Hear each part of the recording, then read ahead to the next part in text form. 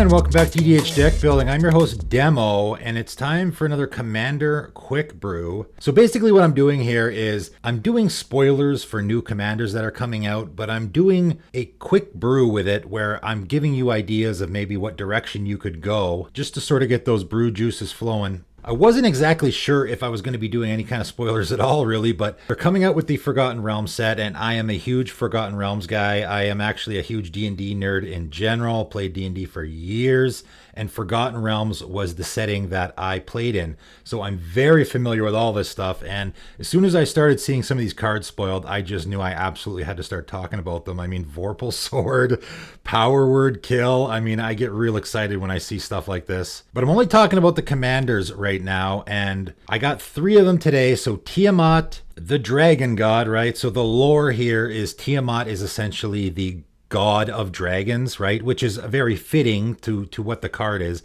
I like how the flavor has transferred from, you know, the Forgotten Realms setting into Magic. Essentially, if you were a dragon in D&D and you actually, you know, dragons can be pompous and full of themselves, but if they were to actually sort of worship a god, it would be Tiamat, right? In D&D, you have green dragons, black dragons, blue dragons, right? All the different colors, gold, silver, there's tons of different colors. And that's why Tiamat, being the dragon god, is 5 colors, right? So it's 2 and Wooburg, legendary creature, dragon god, 7/7 with flying. When Tiamat enters the battlefield, if you cast it, search your library for up to 5 dragon cards not named Tiamat that each have different names.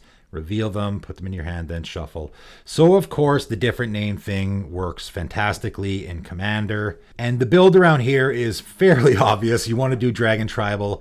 I really don't think that this is even the best option, though. Like, the Dragon, to me, I think is probably still the best option for a 5-color Dragon Commander.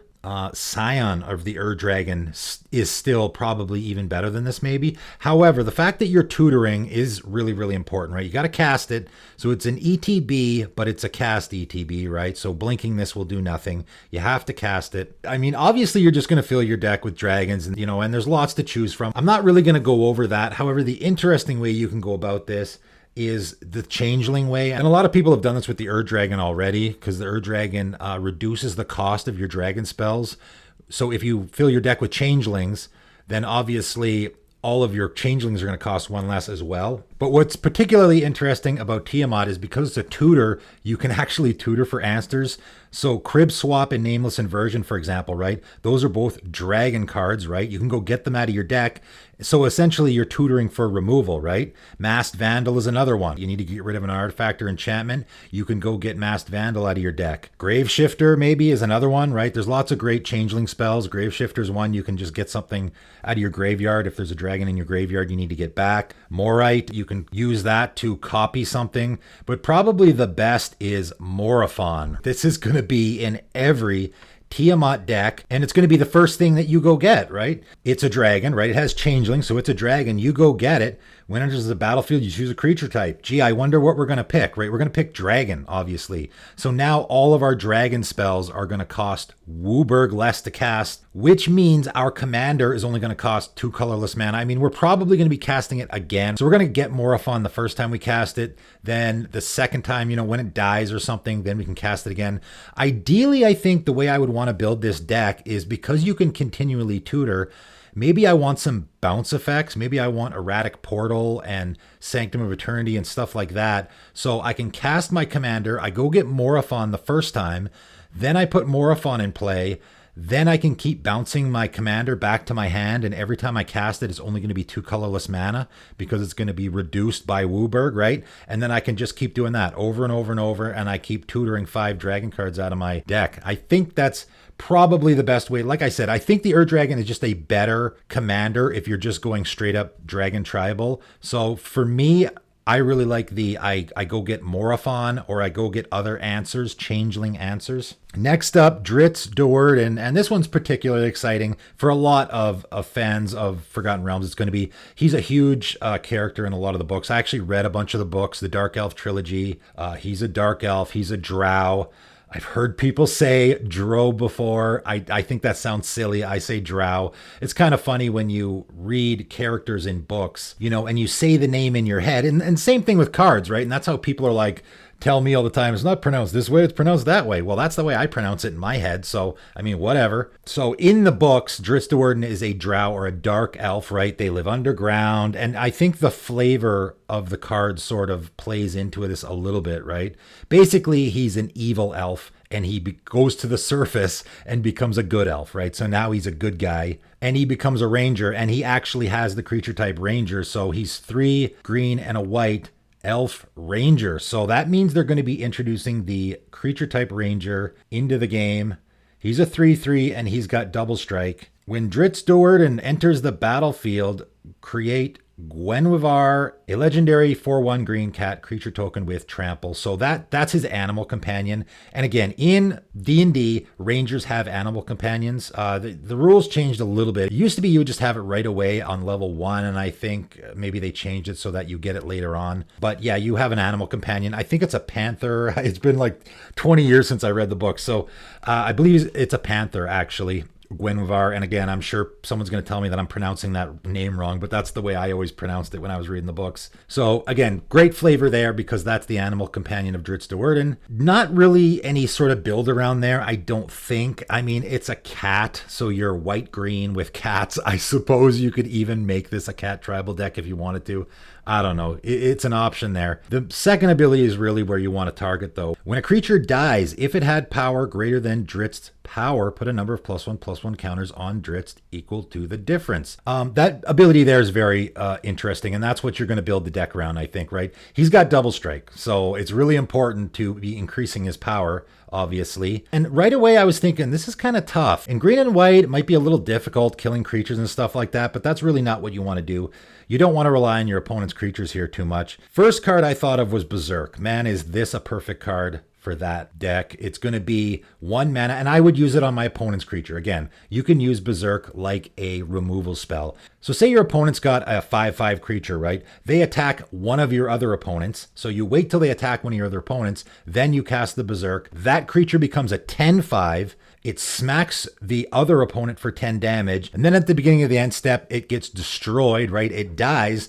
So now it's a 10 power creature that just died. So your Drizzt is going to get the difference in counters, right? And the difference there is 7. So it's going to get 7. Basically, his power becomes whatever their power is, except it's not just power, it's +1/+1 counters, right? So he's going to become a 10/10. So pretty fantastic. The other card I thought of immediately was Phyrexian Dreadnought. I mean, this is just an absolute auto-include, right? It's just 1 mana, you play it, it's a 12/12, and you just let it die, right? It sacrifices to itself. So that's a 12/12 creature that's dying. Difference in power there is going to be 9. So now your Drizzt Do'Urden becomes a 12/12, right? Your Drizzt Do'Urden just essentially becomes what that other creature was. Force of Savagery is another fantastic one, right? There's a card that I'm sure most people have never figured out how to use before. Fantastic in this deck. You're going to pay 3 mana. It immediately dies when it enters the battlefield, and then your Drizzt Do'Urden becomes an 8/8. Phyrexian Soul Gorger is another great one. Groundbreaker is another great one. Really big power. They're cheap. They sacrifice to themselves, so your Drizzt is just going to get huge. And then because our commander is putting +1/+1 counters on himself, Pride Malkin, Abzan Falconer, right? We don't want just a great big creature with double strikes because it can get chumped all day. Giving it flying or giving it trample is going to be fantastic, right? Double strike and trample go really, really well together. So those have got to go in the deck as well. The third commander I'm talking about today is Bruenor Battlehammer, and he is the other character in the same books. Like Drizzt basically comes to the surface and gets befriended by Bruenor. He sort of takes him under his wing. I don't know. Bruenor's sort of like this guy who collects, orphan children. I think he's got like a barbarian, a human barbarian who's like his adopted son.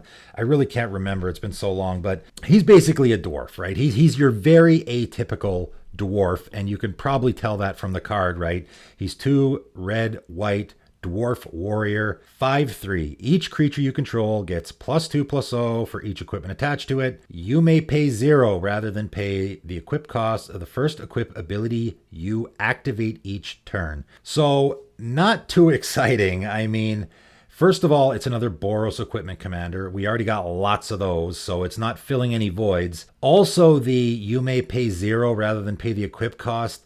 That void has also sort of been taken by Sir Gwyn, right? We've already done the 0 equip thing with Sir Gwyn. So if you're doing that theme, you know, people have already done that with Sir Gwyn, right? So for example, I'm going to throw Colossus Hammer in here, right? I can pay it for 1 and then equip for 0. And now my creature or my commander, let's say, is a 15-13, pretty good. But, you know, there's nothing new there. People are already doing that in Sir Gwyn decks. For me, if I'm building this deck, I'm just making a Sunforger deck. I mean, for me, that's how I build this deck. I think Sunforger is fantastic. Just that repeatable tutor. For anyone who hasn't seen it before, right? 3 mana artifact equipment. Equipped creature gets +4/+0. That's not bad, right? So if we put that on our commander is a 9/3 and also the +2/+0. So now it's an 11/3. Oof, definitely want to be giving him first strike, by the way. First strike is big. If you're going to go Voltron, definitely first strike is big here because his toughness isn't fantastic. And for any of your creatures, first strike's going to be big because Bruenor's first ability is increasing that power, right? But Sunforger, I think, is really the way to go here because you pay red and a white unattached Sunforger. Search your library for a red or white instant card with mana value 4 or less and cast that card without paying its mana cost, then shuffle.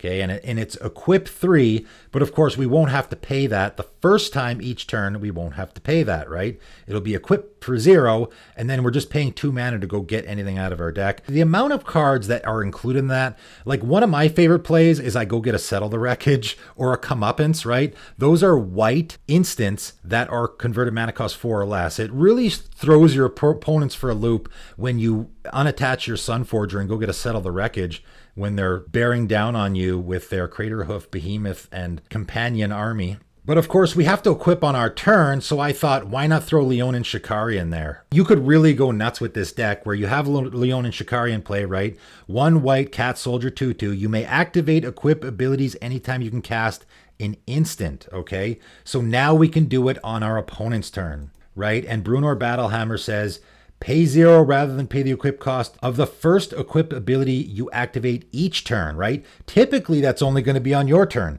But now if we have our Leonin Shikari and our Sunforger in play, now what we can do is we can equip it for 0 on our turn, right? We pay the Boros, the white and the red, and we go tutor for something in our library. And then on our opponent's turn, we can equip it for 0 again because we can do it at an instant speed and it's going to cost us 0 because it's a different turn, right? And we can do that on everybody's turn. That seems pretty darn good to me.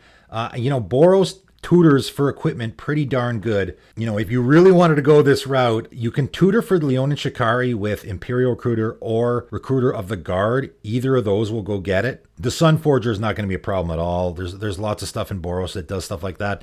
And then the rest of the deck is, yeah, you can throw Colossus Hammer in there. You can even throw all the shields in there as an added bonus. You know, you can throw a Quarter Shield in there, Kite Shield, you know, all those 0 mana equipments that you'll equip for 0, right? So I play my Kite Shield, I equip for 0, turns my commander into a 5/6, and then he gets the +2/+0, right? So you're basically giving your creatures the +2/+0 for 0 mana because you're playing it for 0 and you're equipping for 0, right? So our commander is going to be a 7/6. That's pretty darn good. So definitely some neat things you could do there. It's just not super exciting because, you know, Boros Equipment Commander, there's nothing new there. It's sort of a lot of the same stuff we've seen before, right? But really exciting for me personally. You know, I know a lot of people don't like some of the crossover stuff. I think this is good for crossover, right? This is the kind of crossover stuff I like. Don't love the Walking Dead stuff, you know, My Little Pony and stuff like that, because it doesn't suit. It's not the world that Magic is sort of living in. That stuff is not great for crossing over with. The D&D stuff is fantastic for crossing over with, right? I love a lot of the flavor here. I'm super excited to see this set. I don't know what's going on with the spoilers though. I think Modern Horizons 2 is supposed to come out first. So, I mean, they're spoiling that stuff as well. You know, we're getting 2 sets at the same time here again. I don't know what's going on. So I'm just going to roll with the punches and I'm going to give it to you guys as I see it come out. And that's about all I can do. So that's it for today. And thanks for tuning in.